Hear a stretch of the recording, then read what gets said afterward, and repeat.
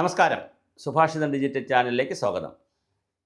നേപ്പാളിൽ 2026 മാർച്ച് 5-ന് തെരഞ്ഞെടുപ്പ് വരുന്നു എന്നതാണ് വാർത്ത കേൾക്കുന്നത്. അപ്പോൾ എന്തായാലും നേപ്പാളിൽ കമ്മ്യൂണിസ്റ്റ് പാർട്ടിയുടെ അധികാരം വന്നു. അവർ സോഷ്യൽ മീഡിയ നിരോധിച്ചു. ജെനസ് എന്ന് പറഞ്ഞിട്ട് ജെനിസഡും ജെന്നസ് എന്നൊക്കെ പറഞ്ഞിട്ടൊരു സംവിധാനം വന്ന്, കുട്ടികളുടെ ഒരു ചെറുപ്പക്കാരുടെ ഒരു സംവിധാനം വന്നു. അവിടെ വലിയ കലാപമുണ്ടാക്കി. അവസാനം സൈന്യം അത് ഏറ്റെടുത്തു. അപ്പോൾ അതിനെ തുടർന്നാണ് ഇപ്പോൾ ഒരുപാട് കാര്യങ്ങൾ നേപ്പാളിൽ ആരംഭിച്ചിട്ടുണ്ട്. സംസദ് റദ്ദാക്കലും തെരഞ്ഞെടുപ്പ് തീയതി പ്രഖ്യാപിക്കുകയും ചെയ്തു. പുതിയ ഭരണഘടന രൂപം കൊണ്ടുവന്നതോടെ സംസദ്, അതായത് പാർലമെൻറ്റ് ഇല്ലാതായിട്ടുണ്ട്. സംസദ് എന്ന് പറഞ്ഞാൽ ബംഗ്ലാദേശ് ഭാഷയിൽ പറയുന്നതാണ് സംസദ്. അത് പാർലമെൻറ്റ് ഇല്ലാതായിട്ടുണ്ട്. തെരഞ്ഞെടുപ്പ് 2026, അതായത് ഇപ്പോൾ 25 26 മാർച്ച് 5-ന് നടത്തുമെന്ന് പ്രഖ്യാപിക്കുകയും ചെയ്തിട്ടുണ്ട്. അതുപോലെ തന്നെ സുശീല കാർഗിയുടെ ഒരു നിയമനം വന്നിട്ടുണ്ട്. ജെന്നിസഡിൻ്റെ ഓർമ്മപ്പെടുത്തലോട് ഒതുക്കപ്പെട്ട പ്രതിഷേധങ്ങൾക്ക് ശേഷം സുശീല കാർഗി, അതായത് അവിടുത്തെ മുൻ ചീഫ് ജസ്റ്റിസ് ആയിട്ടുള്ള നേപ്പാളിൻ്റെ ഇടക്കാല പ്രധാനമന്ത്രിയായി നിയമിക്കപ്പെട്ടു. ജനപ്രക്ഷോഭവും പ്രതിപക്ഷത്തിൻ്റെ റെയിൽ തടയലും സൈനിക നേതൃത്വം എന്നിവരുമായി നടന്ന ചർച്ചകൾക്ക് ശേഷം വളരെ ശാശ്വതമായ പരിഹാരം ഉണ്ടാകുമെന്നാണ് സുശീൽ കാർഗി പറഞ്ഞിരിക്കുന്നത്. എന്തായാലും തെരഞ്ഞെടുപ്പ് തീയതി പ്രഖ്യാപിച്ചിട്ടുണ്ട്. സെന്നിസഡ് എന്ന യുവജന വിഭാഗത്തിൻ്റെ ബലത്തിൽ കടുത്ത പ്രതിഷേധങ്ങൾ ഇപ്പോഴും അവിടെ ഉണ്ട്. പ്രതിഷേധമൊന്നും തീർന്നിട്ടില്ല.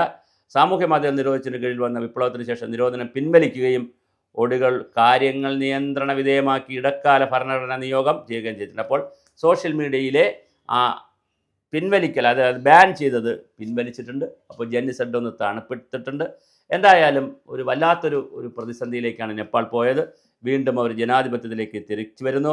ഈ പ്രതിഷേധങ്ങൾക്കിടയിൽ മരണനിരക്കിൽ വളരെ കൂടുതൽ അളവ് കൂടിയിട്ടുണ്ട്. അതുകൊണ്ട് പോലീസിൻ്റെ സാന്നിധ്യവും അക്രമവും ജനങ്ങൾക്കിടയിൽ വളരെ പ്രതിഷേധവുമായി ഉണ്ടായിട്ടുണ്ടത്. കർഫ്യൂ പല പ്രദേശങ്ങളിലുമുണ്ട്. എങ്കിലും പക്ഷേ കർഫ്യൂ ഇപ്പോൾ കുറഞ്ഞിട്ടുണ്ട്. കഴിഞ്ഞ ദിവസങ്ങളിൽ കർഫ്യൂ നിലനിന്ന സ്ഥലങ്ങളിൽ നിന്ന് കുറച്ച് നിയന്ത്രണങ്ങൾ കുറച്ച് കൊണ്ടുവന്നിട്ടുണ്ട്. എന്തായാലും ജനങ്ങൾ തിരിച്ചു വരുന്നു എന്നുള്ളതാണ് വളരെ പ്രധാനപ്പെട്ട കാര്യം.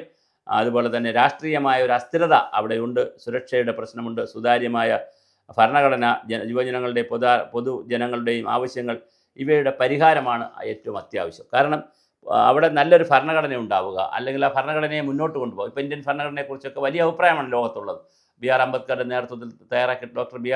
നേതൃത്വത്തിൽ തയ്യാറാക്കിയിട്ടുള്ള വലിയൊരു സംഘമാണ് ഇരുന്ന് തയ്യാറാക്കിയത്. അതിൻ്റെ ഒരു മെച്ചം ഭാരതത്തിനുണ്ട്. അപ്പോൾ വലിയൊരു നല്ല ഭരണഘടന ഉണ്ടാവുക, അതുപോലെ തന്നെ പോലീസ് സംവിധാനത്തെ നന്നായി കൊണ്ടുപോവുക, യുവജനങ്ങളുടെ പ്രശ്നങ്ങൾ പരിഹരിക്കുക.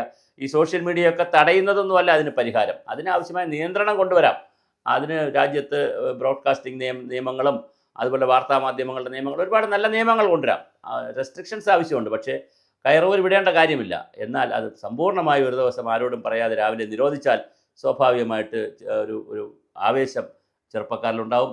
അതാണ് ജെന്നിസഡിൻ്റെ രൂപത്തിൽ നമ്മൾ കണ്ടത്. എന്തായാലും നേപ്പാൾ തിരിച്ചു വരുന്നു. അവർ തെരഞ്ഞെടുപ്പിലേക്ക് പോകുന്നു. അവിടെ വലിയ സമാധാനം ഉണ്ടാകാൻ പോകുന്നു എന്നുള്ള പുതിയ വാർത്ത വരുന്നു. എന്തായാലും നമുക്ക് നേപ്പാളിൻ്റെ വിശദമായ വാർത്തകൾ ഇനി വരും ദിവസങ്ങളിൽ നമ്മൾക്ക് ലഭിക്കും.